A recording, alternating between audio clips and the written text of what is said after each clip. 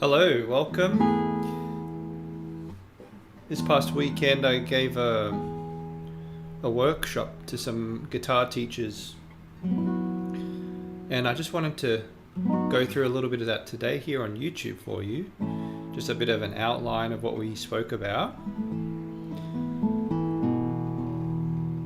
And if you're interested in watching the full workshop, you can do that. There's a link in the video description where you can do that. So it was a really fun workshop, and it was called Guitar Teaching Masterclass from Philosophy to Profit. So that's really the goal of this workshop and the workshop that was recorded, to talk about teaching philosophy. I think everything comes from that. It all comes from your philosophy, and then talking about profit, talking about how to increase your student numbers, how to increase your student retention so that they stay with you longer, things like that, how to increase your income sources. So those were the things that we covered, and I hope this really helps you if you are a guitar teacher. I hope this will help you in your teaching abilities, in what resources you draw from, in how you interact with your students, in maybe making some changes to your philosophy of teaching that might cultivate a healthier relationship with your students and with yourself. Because if you've got a good relationship with your students, then you yourself feel better as a teacher and musician as well. Remember that we're raising up the next generation. We have such an important responsibility. We are literally raising up the next generation of musicians. So it's really important, like what we teach them, how we teach them, the fact that they keep a lifelong love for music, and then they are going to be the ones passing on to the next generation of musicians come their time to be teachers and to be musicians. So I just want to emphasize that. I think it's really important to remember, maybe you're teaching beginners and you wonder, like, well, I'm teaching 10 or 15 beginners right now, and I don't really, it's hard to see the future. Like maybe they're really young, maybe they're older as well. You never really know. Some people turn out, we don't know. We don't know what's going to happen. We don't know what someone's future will be. Sometimes they take up a couple of lessons and they might leave for a while, and they get really inspired and they come back, and when they're older they become very serious, passionate musicians. Maybe they're already older, they're like an adult amateur. I know some adult amateurs who they work full-time now, but their dream is to take guitar playing and to be a teacher, and to do that more seriously. So maybe when they retire, or even in the near future. So you never know what someone's ambitions might be. You never know what someone's future might be. All we can do is just pour into them as best as we can. So let's start now. We've got some slides here to look through. Make that a little larger. There we go. So first I want to talk about my journey from physical to virtual. So I started teaching at about 16 years old. I started guitar playing at about 12. So it wasn't that long after that I was already starting to teach. I did take practice very seriously even early on. I did study harmony. I did study pedagogy. I was reading guitar methods and books about teaching and books about practicing and things like that. I was doing that a lot. I was really into it, and I think you as a teacher, you want to be feeding yourself as well, because that input, it becomes inspiration that you can feed into your students. So please keep, like, whether you're a new teacher or you've been teaching a long time, make sure you're practicing. You gotta practice what you preach. Yeah, so make sure you're practicing. That's probably the foundation. If you're not practicing, you can't demonstrate things really beautifully for your students. It's I think it's a lot harder to connect with them and to inspire them. And then if you don't know your harmony, that's something so crucial. It's like it's like teaching someone English without knowing English. Like it's very, very, I think it's very difficult to not include harmony and keep a student really interested in music. So learn harmony if you don't know harmony already, and keep studying harmony. Like I'm still learning about harmony now. I still learn about new things and new types of scales and new chord progressions and all sorts of things. Pedagogy, study your pedagogy, study. There are great books out there, method books. The Carlavara's School of Guitar. There's all sorts of books. I actually have a little list here. This is a great book, Classical Guitar Pedagogy. You can go to your technical exercises like the Shearer, but one of the scale books there. Great materials. These kinds of books here, the Carlavara's books. Just you want to know that stuff inside out. If you want to be a really high quality teacher and pass on good quality information to your students, you got to keep studying these things. I don't think. I guess there's a lot of videos and blogs and podcasts and stuff like that maybe out there too. So maybe there's you can draw from that as well. I practiced a lot. I'm emphasizing the word practice. It's so important. It's really the foundation. You got to keep practicing, right? Even if you're teaching like 5-6 hours a day, try and find 1 hour a day to practice. Then I taught privately at schools. I taught privately and at school. So I started to get some private students, and then I would go to schools, mostly primary schools, and I would teach at primary schools, and I didn't really enjoy it, to be honest. A lot of them are not necessarily wanting to learn classical guitar. My private students, I think I enjoyed a little bit more. I enjoyed teaching them.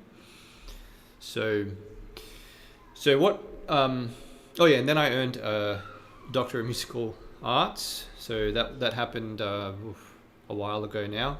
That's what brought me to America. I studied Doctor of Musical Arts at the Eastman School of Music. Funnily enough, though, even with a degree, and you probably hear the same story from other musicians who have degrees, it doesn't guarantee by any means. It does not guarantee finding employment, finding a job at a music school or a college or a university. The demand is so low compared to the number of qualified guitarists or qualified musicians that are out there. You probably heard this story before. So that was kind of a turning point for me, because then I realized, well, okay, what I've learned from my degree, it was good. I learned some good things, obviously, about the instrument and about music theory and history and things like that. But in terms of being a real world musician, getting out in the real world and forging a living from it, I had to find other skills. I had to learn other skills as well. So, and this is something else that I would, in addition to studying the art of practicing and harmony and pedagogy and practicing your chops, keeping your chops going, I would also encourage you to do the following, which is to study business and marketing as well. Study it. You don't have to be like an expert at it, but you want to study it. Try and study it on a regular basis. And I'll go through this later. I've got some resources, some names you can look up. So I earned a doctor of music, but it wasn't really enough to make it in the real world. It was I had to learn other skills, and those skills then helped me to develop materials, to start getting students online, and that's what happened during COVID especially. But even before that, I was teaching online, and I had students from all over the world. I had students from Europe and America. I was in Australia at the time, America, New Zealand, Taiwan. So I had students from all over, and it was really, it's really exciting to see that people were looking for lessons online. I guess, that was a kind of a new thing to do that, and now it's pretty normal, especially from COVID times.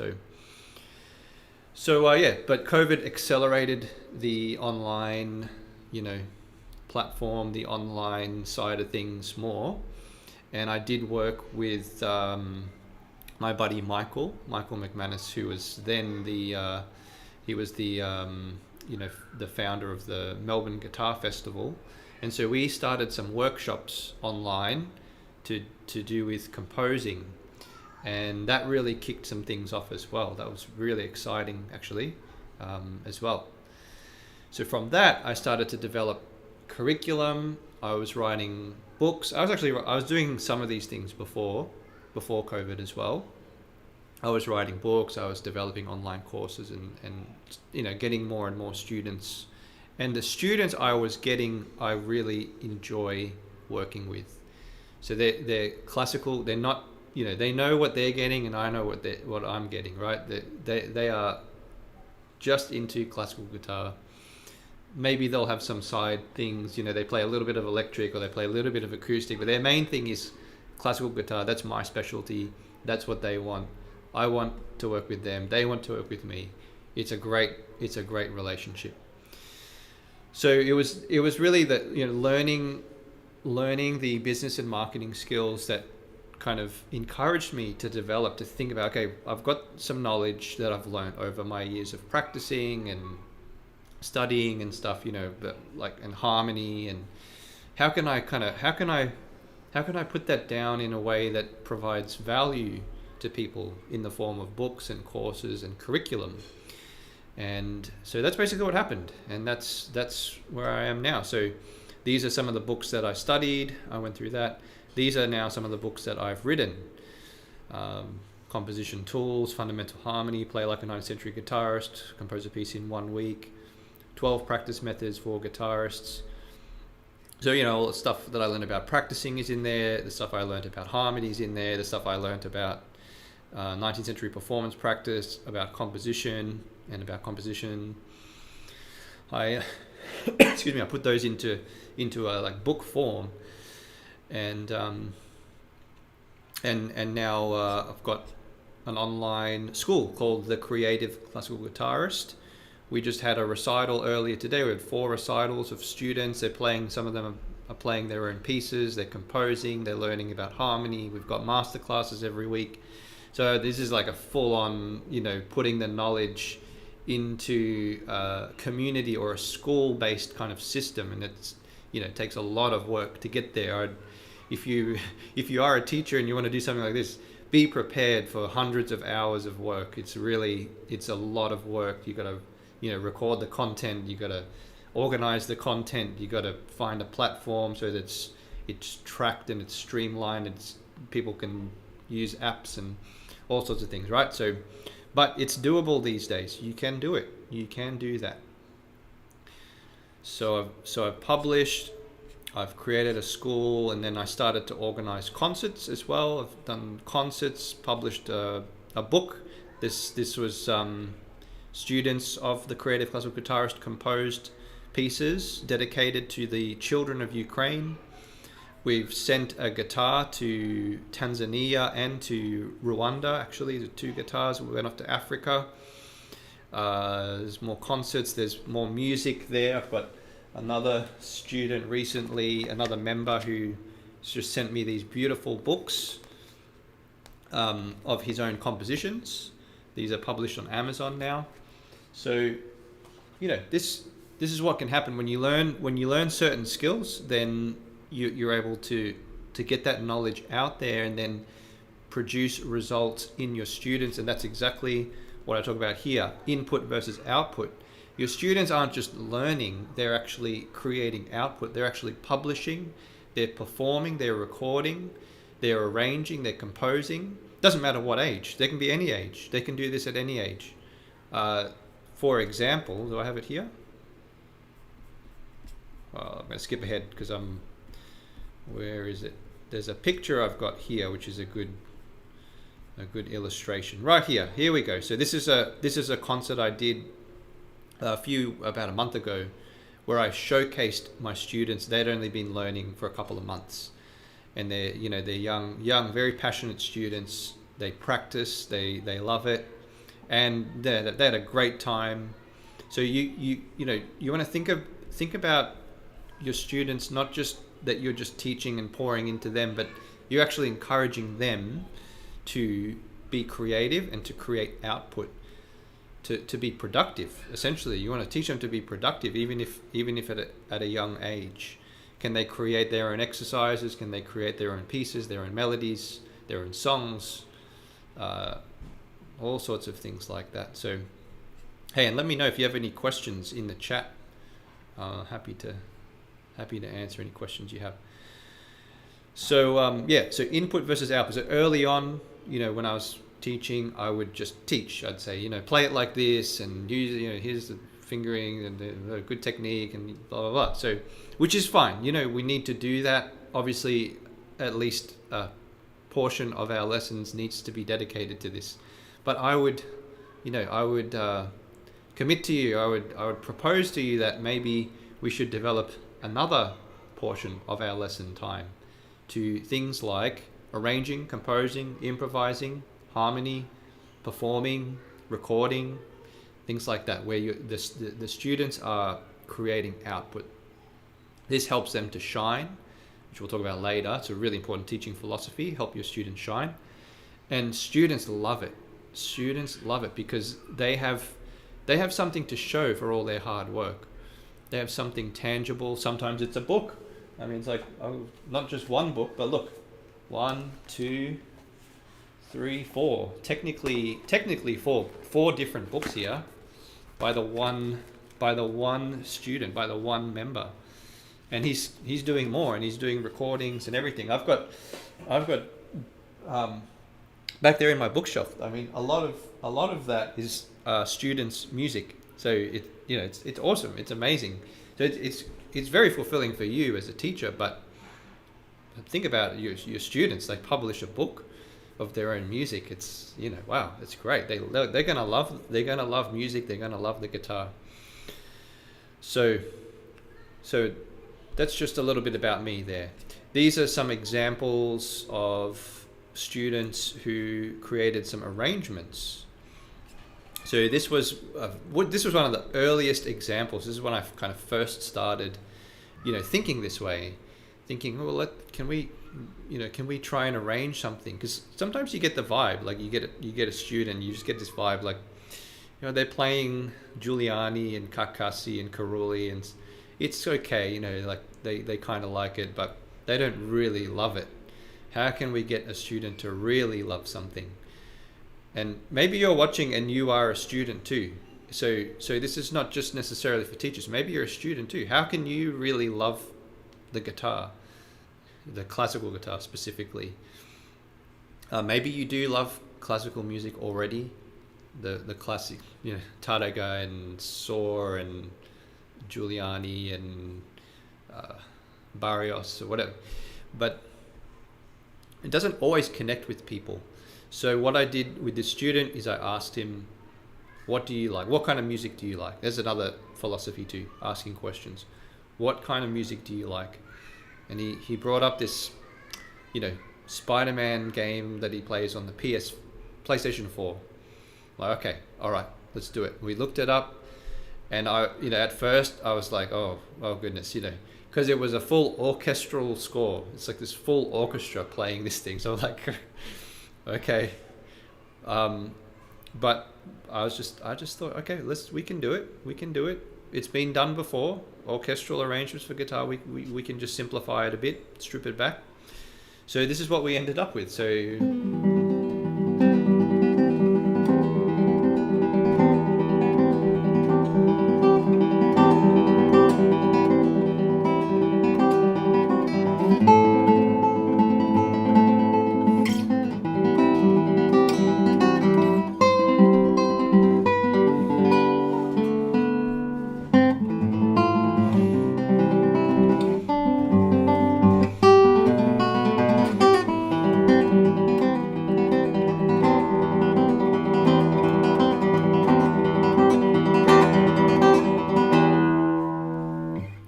Right, so pretty cool. I mean, it's not super easy to play. You can play it slowly. It's not actually super hard to play because it's very guitaristic. We did it like that on purpose. You have to cater to the student, right? When you're arranging something like this, cater to the student's abilities. Make it easy enough, but not too easy. so that it's a little bit of a challenge, but it's well within their capabilities. And he loved it. We spent probably a couple of months arranging it, and then another few weeks practicing it, and it's awesome. And then you can just go on to the next one. What's the next thing you want to do? A couple of other examples. These are from How to Train Your Dragon. I've got a couple of brothers here who are very, very, very passionate classical guitarists, and they really enjoyed this task of arranging music from How to Train Your Dragon. So you can do film scores, you can do video game music. We've got some other popular songs here. Santa Claus is coming to town. Great. Christmas time is a great time as well.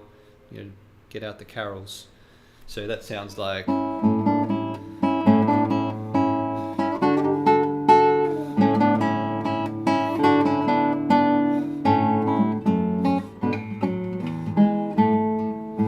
Just like that. Yeah. So we just learned about harmony, learned about melody writing, learned about form and structure, learned about harmonization.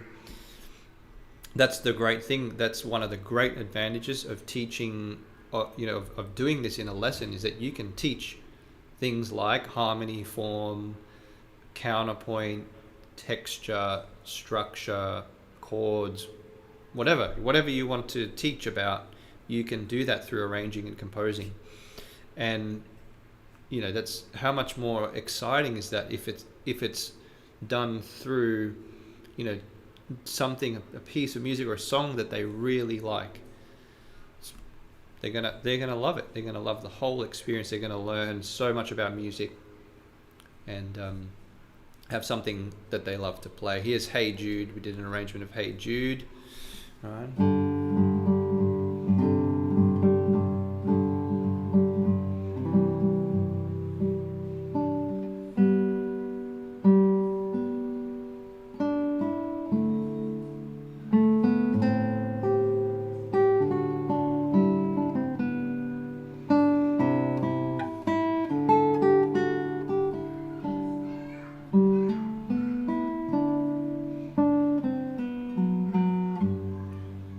We change the texture a little bit.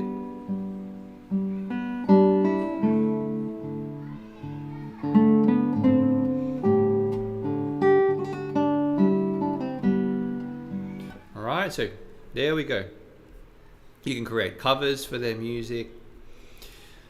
So input versus output. These are some recordings that students have done.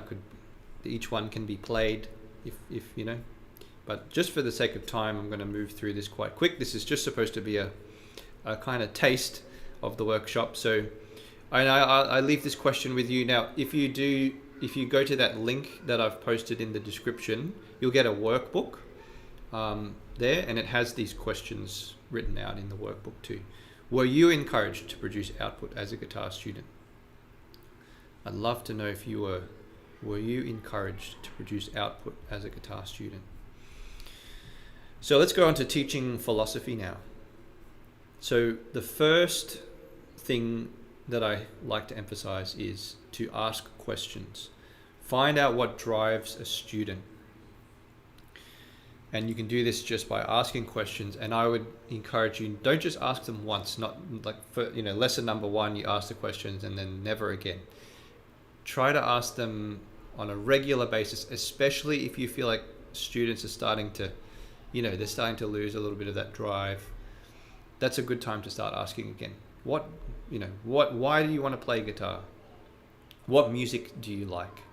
If you're teaching a student for 2, 3, 4, 5 years, their musical taste might change. So you gotta ask, what music do you like right now? What are you listening to?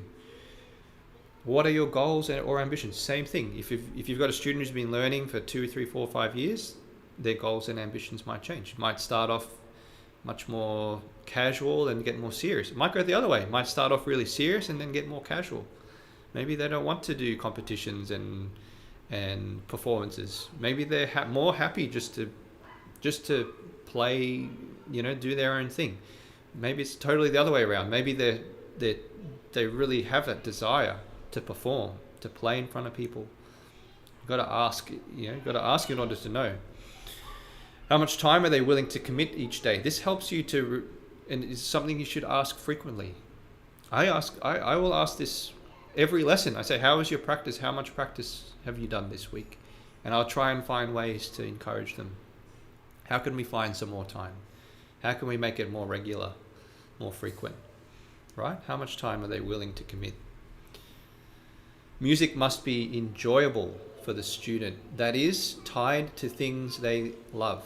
If you can tie music into something that they love already, that it's going to be much more enjoyable for them and for you and for both of you, and they will want to play, and they will want to play for a long time. There will be no end in sight, really.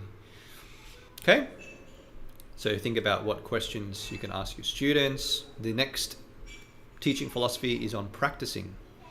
So the time between lessons is really important, right? When we teach, or again, if you're a student, why you would be listening to this? Maybe you're curious. I'm not sure, but if you're a student, you might know this, right? You might have lessons once a week, once every 2 weeks, or even less frequently than that. So there's a lot of time in between where it's up to the student to do good practice. But I think the responsibility partly rests on the teacher. Part of our responsibility is to teach good practice habits to our students, so that when they go home and they practice, they know exactly what to do. They understand effective practice methods, things like slow practice, divide and conquer, and looping, for example. They have a clear routine. They know exactly what their routine is. I said the students who have a clear routine progress unbelievable, like just far more than a student who doesn't have a clear routine. Teach them about observation, using a mirror, recording, annotating scores. Teach them the tools they need, using a timer, very important. Using a metronome, I have to say so many times. I say this sometimes with a little bit of irritation, honestly. Have you used your metronome this week? Have you used your metronome this week? It's so important. It's so obvious when a student does, when they start to use a metronome. And this is, again, we got to practice what we preach. Are you using your metronome as a teacher? Are you practicing? Are you using a metronome? Are you practicing effectively? Are you observing yourself? You got to keep these things going in your own practice so that you can pass these on to the students and inspire them. You can create checklists and notes and that kind of thing, obviously, as well. But a lot of these things sound obvious when I say them, when they're listed down like this, but it's really easy to forget. It's really easy to forget these things. Sometimes, student rocks up to a lesson and you just talk and they play, I'm playing this and this week, and then next week they come, I like this piece I heard, I started playing this, and no routine, no structure. Their practice is varying. They're not observing themselves. They're not using a metronome. They're not memorizing their music. Lots of it's really up to us to set that structure and set that standard. They'll actually enjoy things a lot more because they'll see the progress and they'll understand how to practice. So they don't need you. You don't want a student to be codependent on you. Our job is actually to help them teach themselves, to learn how to learn. Here's an example of a routine. This is a routine this is in the handbook as well. If you want to download that handbook, the golden routine, I call it. It's golden because I think it covers all of the bases and there's a nice flow to it. So you go from technical exercises to studies to old pieces and then to new pieces. So every student I have has some kind of routine. You can ask them. Okay, you ask them, and they'll probably, hopefully they'll even show you their routine. So, and I have their routine too, so I know exactly what they're doing. I've got all my notes sorted in their routine. For the younger students, you can use something like that. It's just like you can leave notes at the end of each lesson to show exactly what they need to practice, what they need to focus on, and then how many days they're practicing. And then if you want to leave an assessment to say, oh yeah, you did it, you did this well, this one didn't do so well, focus on that again. All right, so there's another philosophy. What practice habits and techniques can you teach to your students? Another philosophy are the foundations. Always go back to the basics. Every problem originates back to the basics in some way. Whether it's technical things, technical basics, keeping your wrists straight, good positioning, relaxed movement, etc., with technique, posture, positioning. Musicality, it usually comes back to tone, phrasing, dynamics, tempo, rubato, etc. Analysis, basic analysis, they should know that, like, what form is this piece in, what keys are each section in, what are the general harmonies in the piece that they're playing, and then teach them a system for learning, a foundational system that it sets an expectations, like to know, okay, if I learn a piece, I need to do X, Y, Z in this order. Otherwise, there's no foundation, and it can just be very, it can just fluctuate a lot, right? So we don't want fluctuation. We want steady, clear progress. And this is the system that I use here with my students. There's a 4-stage system. Preparation, you got to listen to the piece, analyze the piece a little bit. Fingerings and positions, you've got to know the positions. What position are you in at all times? What are the fingerings? And then the rhythm. What are the rhythms? Can you play through bits and pieces with the metronome early on? That's preparation. And then consolidation. There are some practice methods you can apply. You can think about the interpretation, and then you can start running through. That's consolidation. Step 3 is memorization, and there are some techniques you can use there. Visualization, left hand only, eyes closed, copy out the score, start in random spots. And the final step is performance. Find some opportunity or record. There's no excuse, because you can always record yourself, and everyone has a smartphone, or everyone's parent has a smartphone. So there's absolutely no excuse now to not set some kind of date and say, by this date or about this date, we're gonna get you to record this piece. Okay, that also gives a lot of motivation too. So what foundations can you keep coming back to in your teaching? Have a think about that. What foundations can you keep coming back to? It also sets a nice consistency in your teaching as well, because you don't want to give conflicting information all the time. Otherwise, students will get confused. You should have fairly set standards. Not to say that you're always going to be dogmatic, but you should have fairly, for the foundations, it should be pretty set. This is how we use the right hand. This is how we get good tone on the guitar. This is how we use the left hand. This is how efficient movement works with the left hand. All these things, right? Next, teaching philosophy is holistic, wholesome learning. Don't just teach guitar playing. Why not include things like music history, so the student knows the key periods in music and the composers. Music appreciation. Listen to music together. I like to do this quite often, even just like 1 or 2 minutes. Listen to a piece together and say, well, what did you notice about that? What do you like about this recording? What don't you like about this recording? Listen to music together. Harmony. Analyze the pieces they're already playing. Composition. Model from a piece they're already playing. They create a composition that's based on a piece they're already playing. Arranging. Use their favorite song from a show or movie. And improvisation. Use the exercises they're already playing to improvise, right? If they're playing a scale, let's say C major in the first position, why not teach a little bit of improvisation? Just get them to go,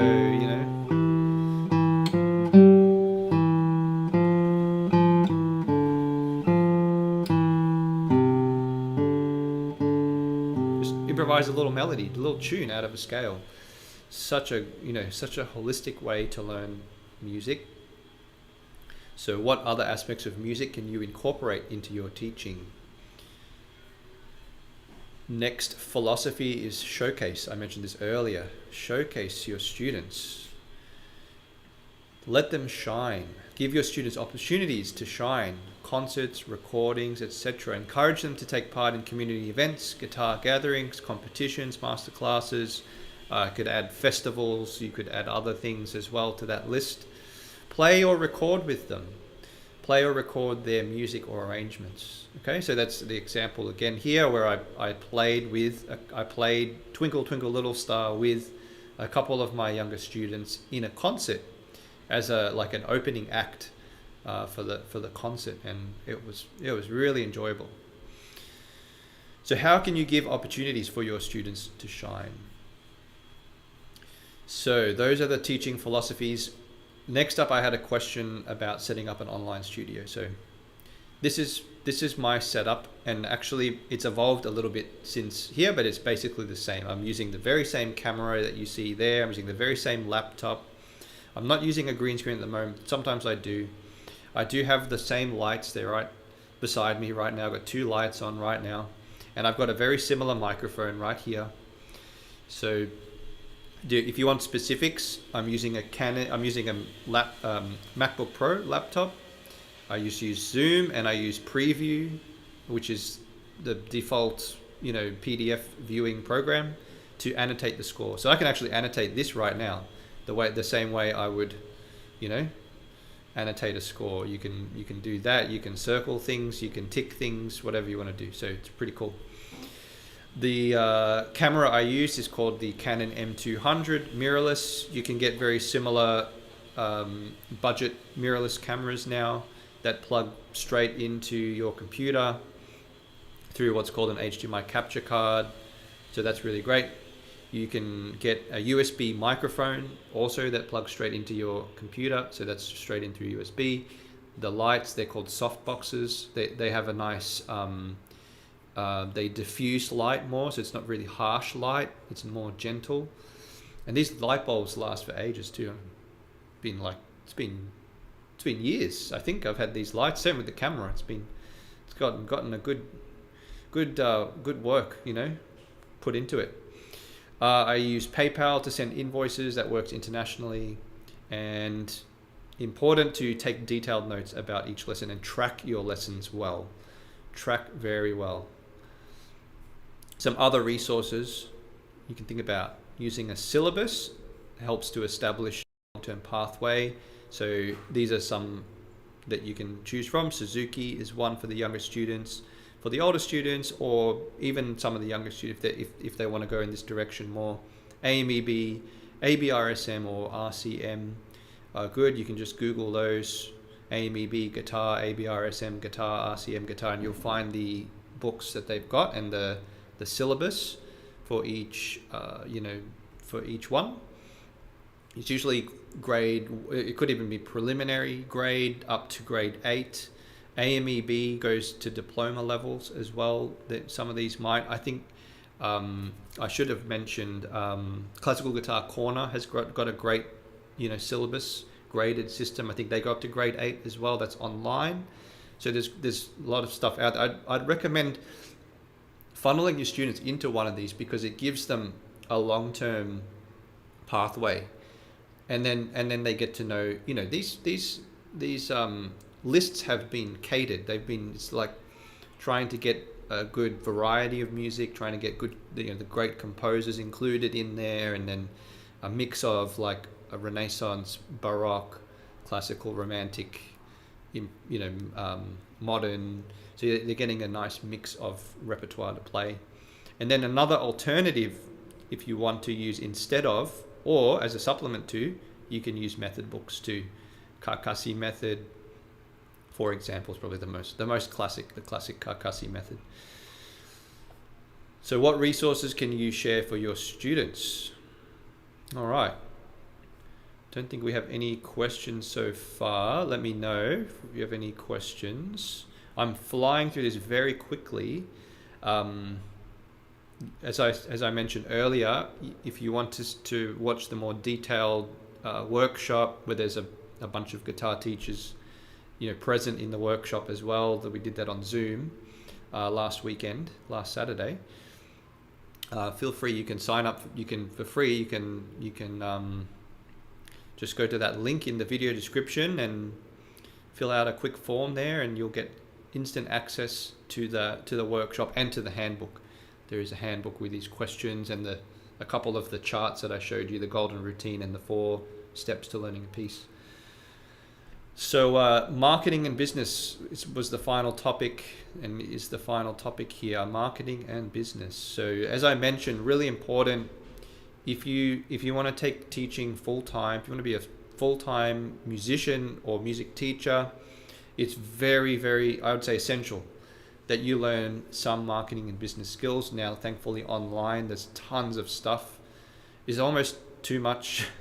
You got to kind of like pick one and stick with it. Actually implement stuff. Actually do it. Don't just learn. Try to actually apply what you learned. It's really important. Apply what you've learned. What have you learned today? Hopefully you can apply some of that into your teaching. Marketing and business. All right, there's a lot to go through here. So I'll just pick out a few things. So there is some conventional wisdom out there that I think has some issues. Has issues because it's not always true, or sometimes it's completely false, or sometimes it's only partially true. One of those things is persist and you'll make it. That I think is a partial truth. I think, yes, you need to persist in order to make it. But if you persist at the wrong things, you're less likely to make it. You got to find the right things. That's where information is very helpful. If you persist and things are not working and you keep persisting at that and it keeps not working, you're going to get to a point where you might have to think, okay, I've got to try something different. That's still a form of persistence though. So that's where it's like a partial truth. Okay. What else out of these can I focus on right now, just as a quick one? This one's an interesting one. Set your prices low, otherwise no one will buy from you. So if you're setting prices low, there are core problems with your business. You're probably not offering enough value, number one. Second, you are too similar to your competitors. You become like a commodity, like another, that's just another, I'm just shopping and, filter low to high price kind of thing. So if you innovate how you do things, you won't have to set prices lower than your competitors. You don't have to have sales in order to sell things. Partial truth, I would say. Sometimes having a promotion or a sale period can give your revenue a little spike, but I don't think it's a long-term solution. A better long-term solution is to be innovative, to innovate what you do and to find a unique selling point, something that's unique to you and you only, something that people will go to you for. For me, people come to learn about composing and to learn about harmony, to learn more advanced repertoire, to learn about teaching and a little bit of like marketing for musicians. I'm not an expert at it, but I've gotten results, and I've managed to create a living, to support a family and make a living from music, and from teaching. So people come to me because, and I try to present that. I try to say, well, look what I'm doing right now, right? So I try to present that and to say, this is what I have to offer, and I think this is fairly unique. I don't think there's many classical guitarists teaching composition out there. I don't think there are many classical guitarists teaching marketing and business and guitar teaching out there. So you don't become a commodity. So you can, you don't have to always like think, people are not going to buy unless it's really cheap. Sometimes that can have the negative, have the opposite impact, and people will just look down a little bit on what you have to provide. They won't see it as being very valuable. What I'd encourage you to do instead is to try and add as much value as you can. And sometimes you can do that for free. You can add value. I'm trying to do that right now. I'm trying to give this presentation. I gave a free workshop for guitar teachers. I'm trying to add value. When you add value, then that's what can help you, stand out a little bit from other competitors. I don't even like the word competitors because, we all, in a way, we're all helping to increase the market, right? I'm very grateful to my competitors like Tonebase and Classical Guitar Corner and Classical Guitar Shared and things like that, because they're actually increasing the pool. They're actually increasing the marketplace for classical guitar. It's great. Every single channel that you see, like channel meaning social media or YouTube channel or whatever it is, store, or like there are lots of videos now by these guitar stores like Sickest Guitars and Guitar Salon International, for example. They are helping to increase the market because people watch that and then they want to play. So you can be thankful to your quote unquote competitors. You got to maybe view it a little bit differently. Hey, thanks, Kim. And that kind of goes hand in hand with the Purple Cow idea by Seth Godin. That's a name I'd highly recommend you check out. Seth Godin really helped shift a lot of, philosophies in my mind about marketing and business. So there are some, just a few, you could spend a whole session just on that slide there. Tactical versus strategic. I think this is really important. I'll go through this really quick here. So when we do start marketing and promoting, it's very easy to be tactical. It's very easy to just to do activities and actions that we believe will create results, but in the end they don't, or they create very limited results. So things like, okay, I'm gonna put up some flyers around the place. I'm gonna hand out business cards. I'm gonna post ads online. Right? These things we know to do, and I'm not saying they don't work. They can certainly work, but if they're done independent of having a strategy, the results you get will be much more limited. If you have strategy, you'll start to use these things in order to, I'm going to draw these arrows here. These things will be a part of your strategy. They are helping to elevate, to bring into being your strategy, if you know what I mean, right? So if you offered a free masterclass or workshop to local guitar societies, that might be worth posting up a flyer about, free masterclass for the whatever society of whatever. Devising ways to retain your current and prospective clients, doing regular in-depth live stream videos in targeted groups on social media, offering free resources that cater to the needs and desires of your target prospective clients, using referral methods for your existing and prospective client base. If you've got 5 students, maybe you can get 5 more, one from each one, right? By using a referral method. Regularly provide great value to an email or mailing list of prospective clients. Professionally filming one-on-one lessons using those as promotional material. So these are things, when you start thinking strategically, basically you've got a bigger vision. You're able to provide more value to more people, and you're able to get people, you're able to get the attention of people in an active way. When you're tactical, it's very passive. I'm posting up flyers and then that's it. You don't know what, the wind could blow the flyers away and you wouldn't even know. When you're handing out business cards, what tends to happen? You put the business card in your wallet and then they go home and probably chuck it in the bin soon, right? It's just the honest truth. But if you do things that are strategic, you're going to be much more active, not passive.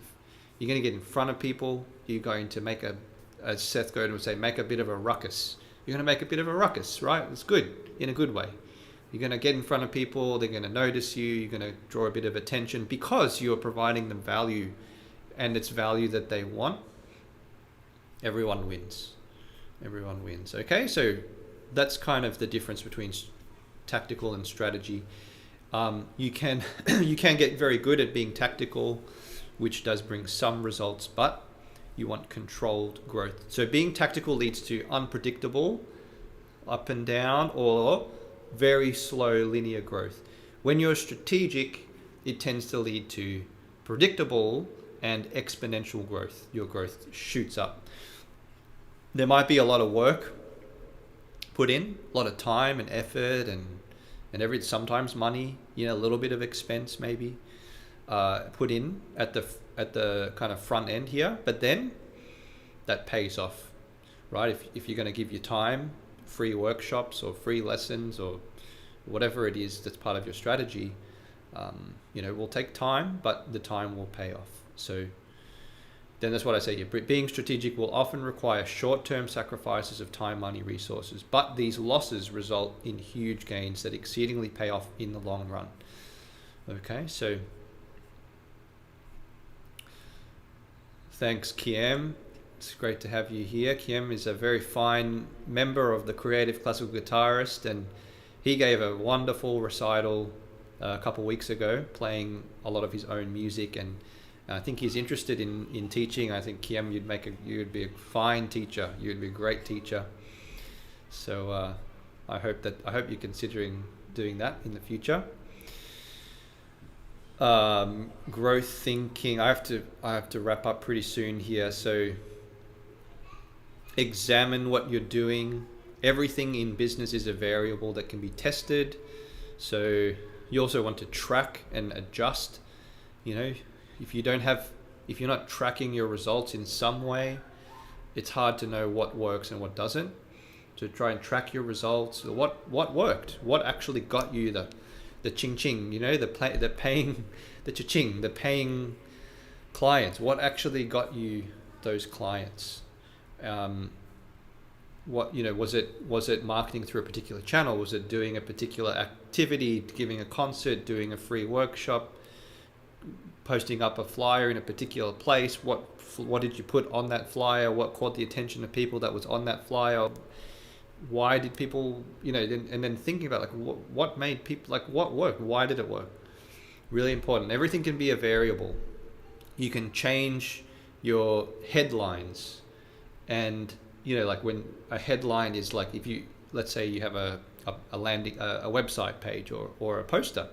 The headline will be like the main, the eye grabbing, like the headline of the main topic of your ad, right? So if you say guitar lessons for all ages and all levels, if that's your headline, you'll probably attract a certain type of student from that. And a lot of people's eyes might glaze over when they see that because it's very general. But if you write something much more specific, like $200 free, 3 lessons for free, book now, something like that, right? What I'm trying to do there is I'm trying to say, I'll give you 3 lessons for free, which is $200 value or whatever, $300 value. You just have to book. You just have to book now. Now what? Then you could be a bit more specific, and the subheading could be like classical guitar instruction or something like that, so that you're giving a very eye grabbing, like no brainer deal, and then you're trying to be a little bit specific and say, I'm looking for classical guitarists here, mostly. Yeah, I'm not, unless you want to appeal to a wider audience, so you could just leave it at that. So the way you word things this is called copy in marketing language. This is the copy that you use, the wording of things, how you express ideas so that people understand. People are triggered to say, "Oh, that's a great deal. I want to take that." So you can have a think. AI, ChatGPT is very helpful at helping with this kind of thing, helping you to come up with headlines and deals and offers and things like that. So there's a little bit about that, and 3 variables you can change. Headlines, we just talked about copy, which is everything after your headline. You could have a subheading, and then you could have just like 1 paragraph, let's say. Or if you have a website, you could have like sections that go in more detail. There's a lot more writing and images and that kind of thing that are communicating your services, your offer. And then pricing. Sometimes it's funny. Sometimes when you increase your pricing, you actually get more interest, or you get better clients. Better, better meaning they are the product is perfect for them, right? So these are things as if you're your own business owner, these are things that you can change any time. There's sort of like no rules just about with these things. Innovation's the last topic here before we wrap up. Innovation. So how can we innovate? How can we innovate? When it comes to teaching, you can look at unrelated markets and borrow ideas from them. These are just ideas that I haven't even tried these myself. I'm giving these ideas to you. You can try them if you want, or think of similar ideas if you want. Maybe I'll try some of these at some point. So personal training. Personal training is a pretty unrelated field to music, but what if we did something like this? Like a personal trainer, they tend to work with their clients more than once per week. How does a personal trainer, they probably give their client a really clear plan, a meal plan, a workout plan. I'm going to come whenever you work out. I'm going to come there. I'll be there. Maybe they'll just be there for the first 10-15 minutes. It's a different type of transactions, a different type of like relationship, and a different type of working with a client than a one-on-one lesson, 1 hour a week or half an hour a week, whatever it is. There's one idea. Public lectures.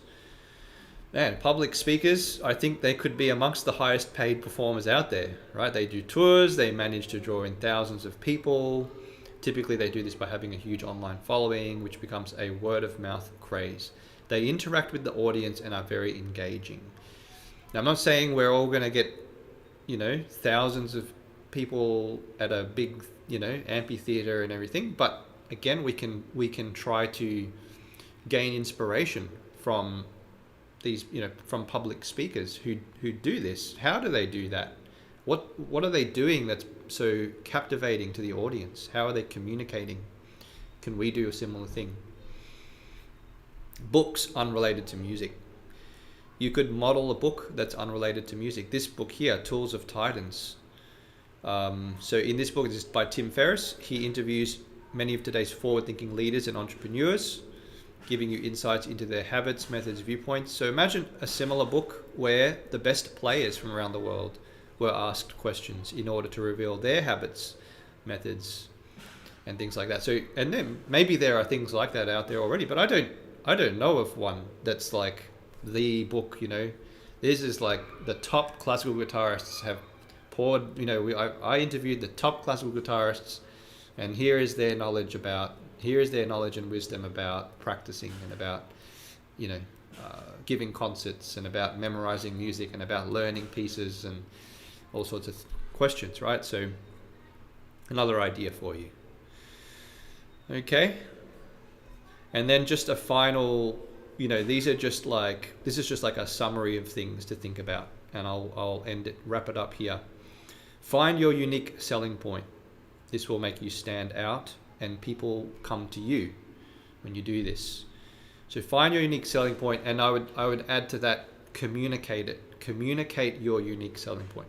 Offer trial lessons. It seems like to me very obvious to do that, but for some people, they don't always think to do that, to say free trial lesson or even multiple trial lessons. If you make it a no-brainer, like 2 or 3 free lessons, if that's going to increase the conversion of clients by tenfold, then it's a very good deal, because for you and for them, you're giving them free lessons, you're giving them time, but it's a strategy in order to bring in, remember, that exponential growth. You might get like 10 students in a month if you do that. You could add gear in it as well, give them a book, give them a footstool or whatever, like give them a music stand, or set them up. Be very active online and in your community. Post engaging content that leads to your free trial. Get to know people and offer them a free trial. Again, it can sound obvious, but are you doing it? Do you actually have these things in place?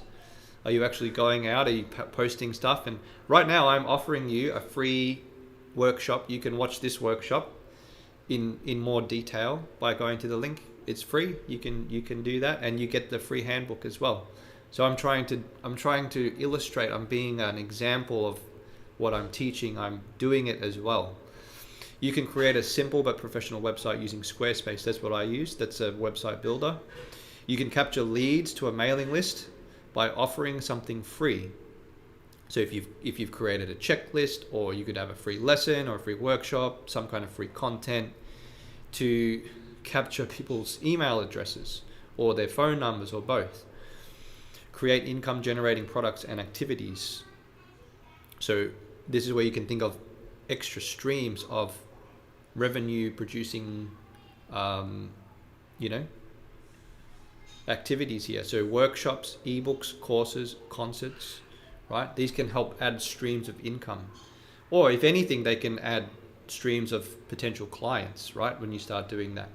If you do them all free workshops, free ebooks, free courses, free concerts, you're going to get some results from that.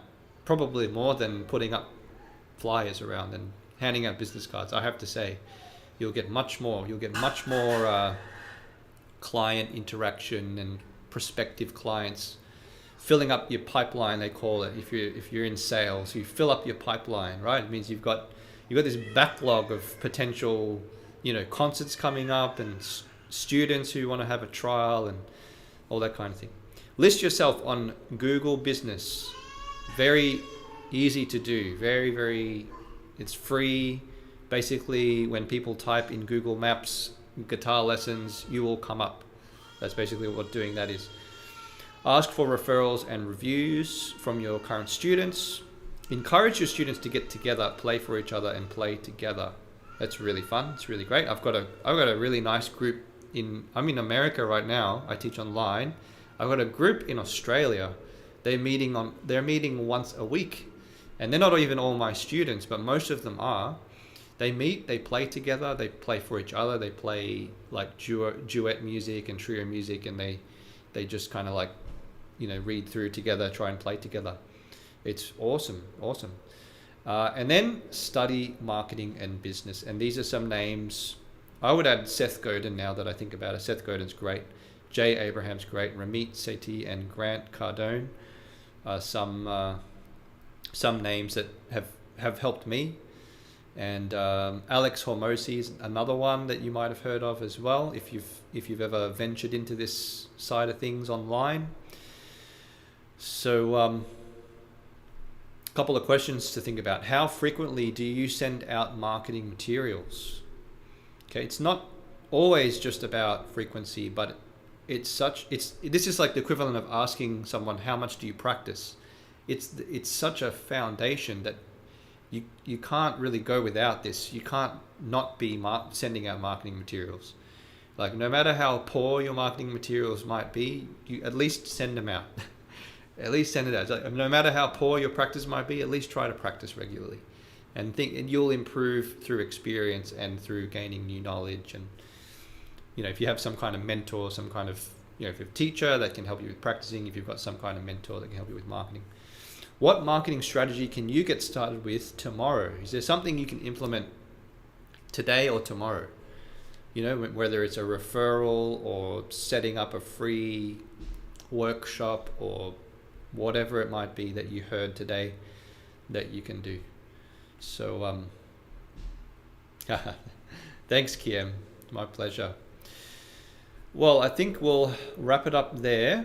I do have a 12-month program. If you sign up for the free workshop, you're going to see a bit of information about a 12-month program that I'm doing that you can join if you want to work with me and more closely and go through a curriculum together on a weekly basis. There's only 5 places open. There's actually only 4 spots left now. So we've got 4 spots remaining. for this 12-month program. It's 3 months per topic here. So 3 months on technical skills. So giving students foundational skills in technique, practicing sight reading and interpretation. 3 months on musical skills, musicianship. So training your students to understand music, compose, improvise and arrange. And then 3 months on marketing. Learn core business skills that will propel your income. So yeah, we'll work, closely with a live session each week, a 1 hour live session each week. We're going to do some strategizing about your teaching business. We're going to do some like guest mentoring. So like what I mean by that is, if you're open to this, I can watch you teach and I can give you feedback, and then you can watch me teach and learn from that and give me feedback if you want. And we can watch each other teach as well. So we can kind of create this kind of like mentoring system among us. And doing that kind of, that's quite common in like the medical field. They'll often do that, and probably other fields as well. So if you want to learn more about that, you can sign up to the free workshop that's in the link. And I hope to hear from you. If you have questions, you can always contact me, and hope to work with you if you decide to do that as well.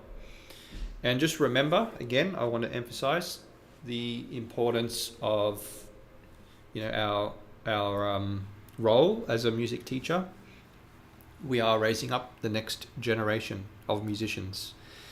If we don't teach them to appreciate music, if we don't teach them the foundations, if we don't teach them about harmony and composing and improvising and arranging and the whole wide world that is music, then we're going to be stifling the next generation, and that will probably lead to further stifling in the future generation. So I think now is the best time, more than any time really, with technology.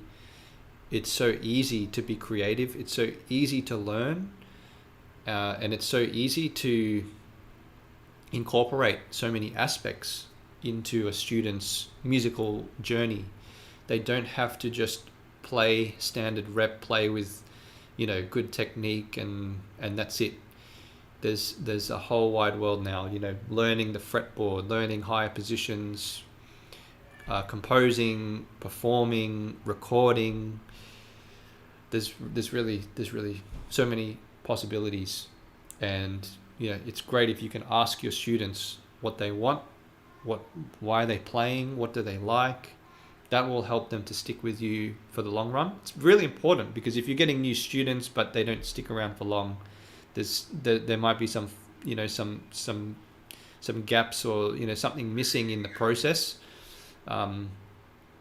You want your students to be the right fit for you. You want to be the right fit for your students, and you want to communicate, understand what their desires are. So they'll stick around for the long run, and that's what really makes progress. When a student is learning for months and months and years and years and years, that nothing beats that time where they're getting constant coaching, mentoring, and they're practicing consistently, and they're focused, and they're performing regularly. Nothing can substitute that. Not even the best YouTube videos that are out there. So it's really, we're creating an experience, we're trying to create a powerful learning experience for our students. I hope this session helps you in some way as a teacher, and I'd love to have you join if you're willing and available, and you really are serious about increasing your skills as a teacher and also finding ways of getting more students. Then please consider coming along to the 12-month program. And yeah, I'd love to see you there, and I'd love to know any questions you have. So thanks very much I'll see you next time.